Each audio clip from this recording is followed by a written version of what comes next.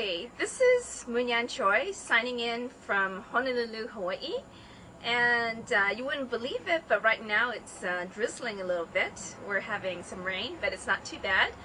I'm about to introduce my next video. It's about the movie Americanese by local filmmaker Eric Byler.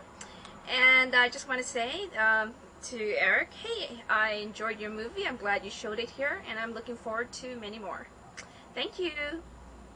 I'd like to introduce the first segment with Chris. He's the lead actor in Americanese, and I meet him for the first time at the Governor's Ball. Tashima. Chris Tashima, he's the lead actor. Oh, okay. The male lead. Is it on? Yeah.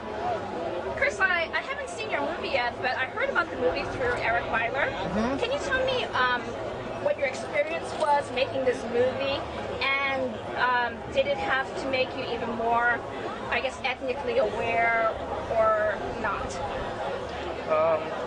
Well, first of all, it was just a wonderful experience all around to do the film. I mean, it's such a great role.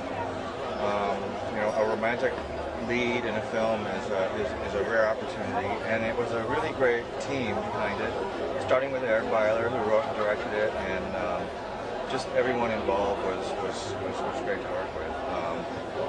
In terms of you know, some of the identity issues, I think they were all very familiar to me, and in a way it was downplayed because it's really sort of a background of the characters, and they're really just treated more as you know, it's a universal story about relationships and love and memory and things like that. So the Asian American issues kind of come up maybe last third of it or halfway through, and it was a very comfortable role for me in the sense that this character Raymond Ding was sort of close to me in a lot of ways. So I had a great time doing it.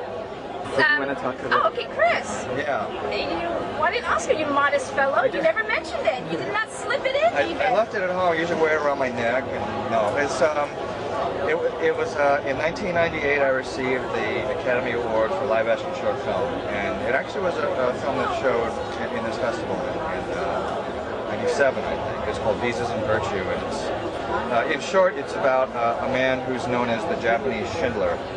His name is Sugihara, and he was a diplomat, vice consul in Lithuania in 1940, and he defied his direct orders from Tokyo in order to issue transit visas to Polish Jews that were trying to escape Nazi Europe. He rescued somewhere between 6,000 and 10,000 people. The numbers aren't exactly known, but quite a few people. He gave them transit visas that allowed them to go through Siberia to Japan to another destination. So the second segment is on Eric Byler. He's at the Hawaii Movie Theater right after his movie Americanese has screened, and he's answering a question by one of the audience about what it's like to cast an Asian actor for, you know, a fairly major film. You might assume that it's hard to find Asian American actors. For the most part, that's not true. It's hard to choose. For the most part, there's so many talented actors that come out that you're agonizing, and you know a lot of them. So you're choosing between somebody you've known for 10 years and somebody you've known for 12. But the one thing that was hard to find was the role that Chris played. And I think that's because there's sort of this unnatural selection in Hollywood that nobody's really looking for an Asian American man who can play a leading male, because that's not what we do in Hollywood. We look for people who can play sidekicks or evil henchmen. And so somebody like Chris is, you know, he's made a career by directing his own films and making sure that, you know, he even does things like build sets for plays like he did for me when we first met. This was after he had won an Oscar, by the way. Shawn Wong is the brilliant writer who wrote the novel Americanese, and he was on hand to say, well, you know, his movie is not about couples struggling, you know, with their race in their relationship. They struggle about regular, ordinary matters too. But it's all fascinating. It's going to be in regular release pretty soon, so look out for it.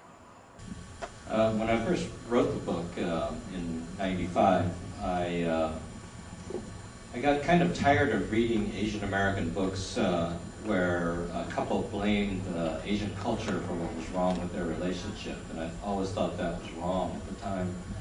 And so when I wrote Americanese, I wanted the focus to be on race and ethnicity and culture. But Aurora breaks up with Raymond not because of Chinese culture or Japanese culture, but because he's a jerk. And this is Moon Yan Choi signing out.